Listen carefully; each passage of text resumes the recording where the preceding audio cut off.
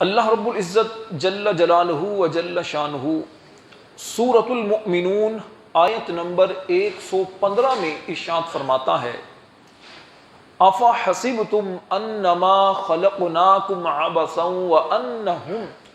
وانکم الینا لا ترجعون۔ اے لوگو، کیا تم یہ گمان کرتے ہو کہ ہم نے تمہیں یوں ہی بیکار پیدا کیا ہے اور یہ کہ تم ہماری جانب نہیں لوٹائے جاؤ گے؟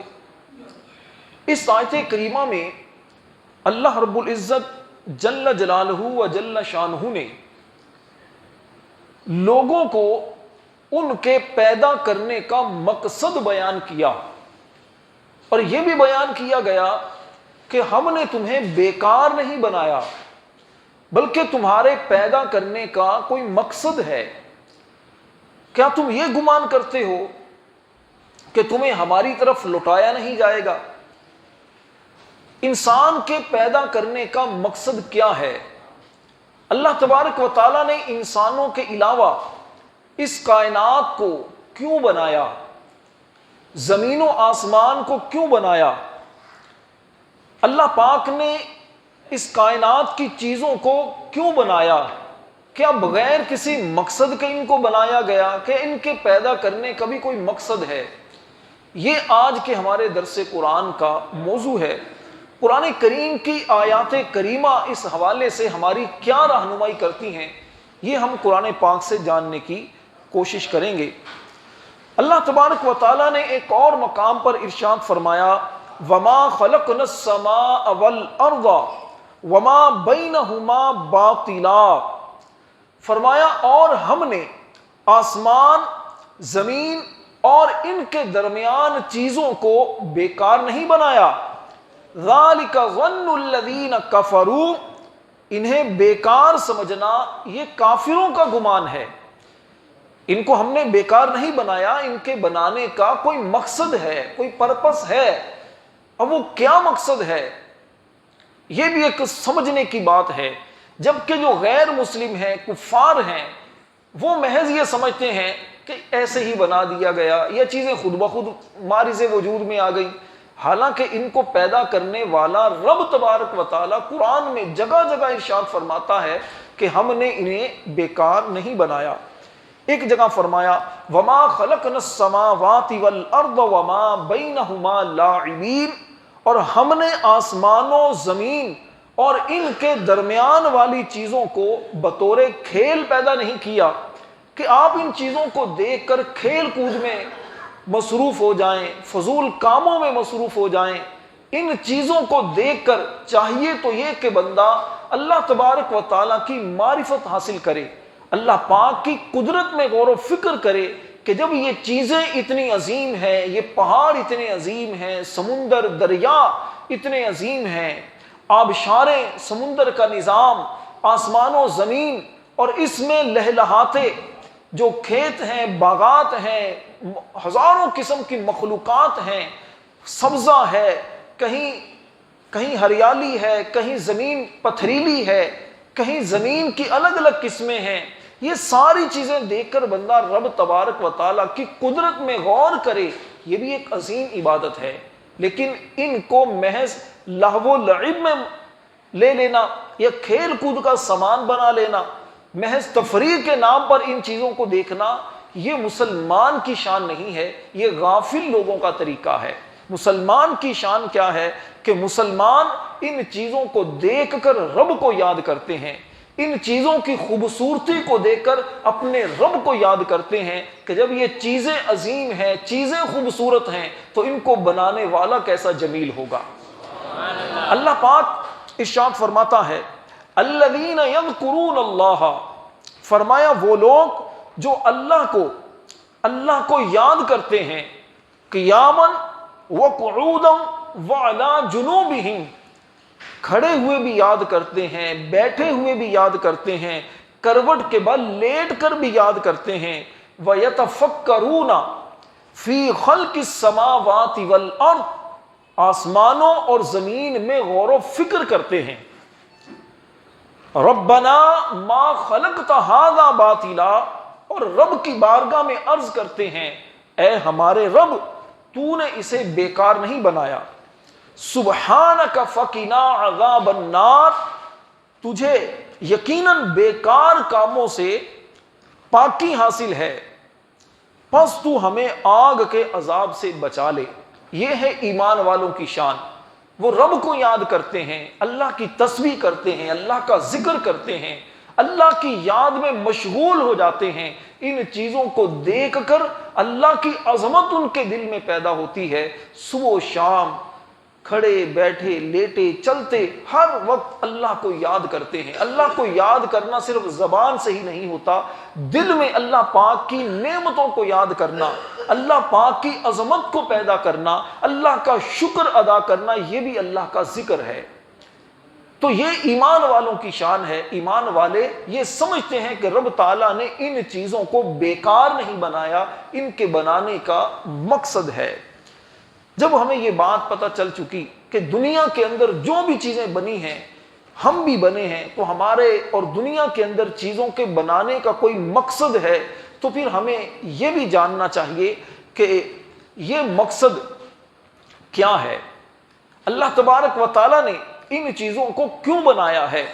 جب اللہ تبارک و تعالیٰ نے انسانوں کے بارے میں ارشاد فرمایا وَلَقَدْ كَرَّمْنَا بَنِي آدَمَ، فرمایا اور ضرور بے شک ہم نے آدم کی اولاد کو عزت اور شرف سے نوازا.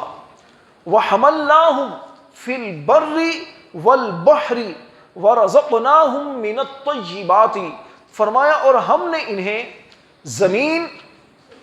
زمین میں جانوروں اور سمندروں میں کشتیوں پر سوار ہونے کی توفیق بخشی. وَفَضَّلْنَاهُمْ عَلَىٰ كَثِيرٍ مِّمَّنْ خَلَقْنَا تَفْضِيلًا، ارشاد فرمایا اور انہیں پاکیزہ چیزوں میں سے رزق عطا فرمایا، اور جتنی مخلوق ہم نے پیدا کی انہیں یعنی انسانوں کو ان میں سے کثیر پر خوب فضیلت سے نوازا. پتہ یہ چلا کہ انسان کو رب تبارک و تعالیٰ نے اشرف المخلوقات بنایا ہے. ساری مخلوق جو رب کی ہے یقیناً عظمتوں والی ہے، لیکن بہت ساری مخلوق میں انسان کی فضیلت بہت زیادہ ہے. جب اس بات کو تسلیم کر دیا گیا کہ رب تبارک و تعالیٰ نے انسانوں کو اعلیٰ بنایا ہے، بلکہ انسان کو جو پیدا کیا گیا، انسان کو کیسی خوبصورت شکل و صورت رب نے عطا کی. اللہ نے ایک جگہ فرمایا لَقَدْ خَلَقْنَا الْإِنسَانَ فِي أَحْسَنِ تَقْوِيمٍ، بے شک ہم نے انسان کو اچھی صورت پر بنایا. یہ کیسی اعلیٰ صورت ہے کہ جو صورت رب تبارک و تعالیٰ کے پیارے حبیب کی صورت ہے. اسی وجہ سے جو مسلمان اپنے گناہوں کی وجہ سے جہنم میں جائیں گے یا غیر مسلم کافر جہنم میں جائیں گے، تو وہ ایسی شکل و صورت پر جہنم میں نہیں جائیں گے، کیونکہ یہ صورت رب کے حبیب کی صورت ہے. اللہ اس صورت کو جہنم میں داخل نہیں فرمائے گا. اللہ تبارک و تعالیٰ نے انسانوں کو کیوں بنایا؟ اب اس بات پر غور کریں. انسان کو فضیلت اتنی عطا کی، دوسری چیزوں کو اللہ نے فضیلتیں دی، لیکن انسان کو ان میں ایک نمایاں مقام دیا. اللہ نے انسانوں کو پیدا کرنے کا مقصد بیان کیا وَمَا خَلَقْتُ الْجِنَّ وَالْإِنسَ إِلَّا لِيَعْبُدُونَ، فرمایا اور میں نے جنوں اور انسانوں کو صرف اپنی عبادت کے لیے پیدا فرمایا. اللہ نے انسانوں اور جنات کو پیدا کس لیے کیا ہے؟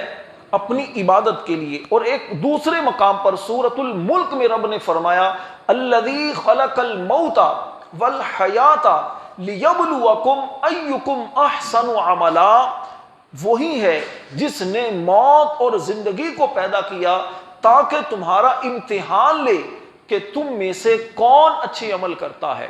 پتہ یہ چلا کہ ہماری زندگی اور موت کے پیدا کرنے کا مقصد یہ ہے کہ ہم دنیا کے اندر جو بھی کام کریں، اچھے کام کرتے ہیں یا برے اعمال کرتے ہیں، ان کی آزمائش ہو، جانچا جائے، اور پھر رب کی بارگاہ میں جب بندہ پیش ہوگا تو اس وقت اس سے سوالات بھی کیے جائیں گے کہ تجھے دنیا میں جس مقصد کے لیے بھیجا گیا تھا، کیا تو نے اپنے مقصد کو یاد رکھا؟ اپنے مقصد اصلی کہ رب کی عبادت کے مطابق تو نے زندگی گزارنی تھی، کیا اس مقصد کو تو نے یاد رکھا؟ عبادت کا مطلب کیا ہے؟ عبادت کا مطلب یہ ہے کہ بندہ اللہ تبارک و تعالیٰ کی یاد میں مشغول ہو جائے۔ بندہ نماز پڑھتا ہے، یہ بھی عبادت کی ایک قسم ہے۔ عبادت میں انتہائی درجے کی عاجزی ہوتی ہے۔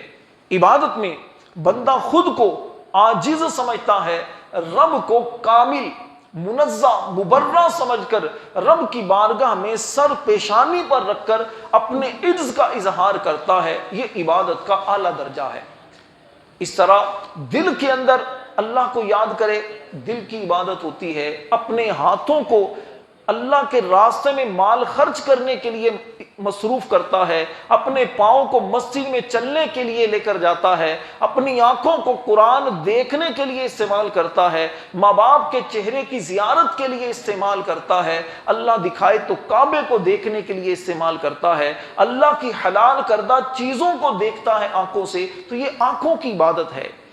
اسی طرح انسان کے پورے جسم کی عبادت کے معاملات ہیں، اور نماز کے اندر یہ ساری عبادتیں جمع ہو جاتی ہیں۔ تو خلاصہ کلام یہ نکلا کہ ہمیں دنیا میں بھیجنے کا مقصد ایسا نہیں ہے کہ ایسے ہی دنیا میں بھیج دیا گیا، مقصد ہے رب کی عبادت کرنا۔ انسانوں اور جنات کو بھیجنے کا مقصد رب کی عبادت کرنا، اور کائنات کے اندر جو چیزیں بنائی گئی ہیں یہ انسانوں کے لیے بنائی گئی ہیں، انسانوں کو ان کے لیے نہیں بنایا گیا۔ ایسا نہیں کہ انسان ان کے لیے بنایا گیا ہو تو انسان ان میں مشغول ہو جائے، یہ انسان کی ضروریات ہیں۔ ضروریات کو مقصد پر قربان کیا جاتا ہے، مقصد کو ضرورت پر قربان نہیں کیا جاتا۔ ضرورتیں کچھ کم کی جا سکتی ہیں لیکن مقصد اس کو ختم نہیں کیا جا سکتا۔ اگر زندگی سے مقصد ختم ہو جائے، اگر زندگی سے گول کو ختم کر دیا جائے، نصب العین کو ختم کر دیا جائے، تو پھر انسان اور جانور کی زندگی میں کوئی فرق نہیں رہتا۔ اگر آپ ایک مقصد بنا کر اپنی زندگی گزارتے ہیں اور اسی کے مطابق آپ اپنی زندگی کا سفر شروع کرتے ہیں تو ایک وقت آتا ہے کہ آپ اپنی منزل کو پا لیتے ہیں۔ اللہ سے ہم دعا کرتے ہیں اللہ پاک ہمیں اپنے مقصد حقیقی میں کامیابی نصیب فرمائے۔ آمین بجاہ النبی الامین صلی اللہ تعالی علیہ وسلم۔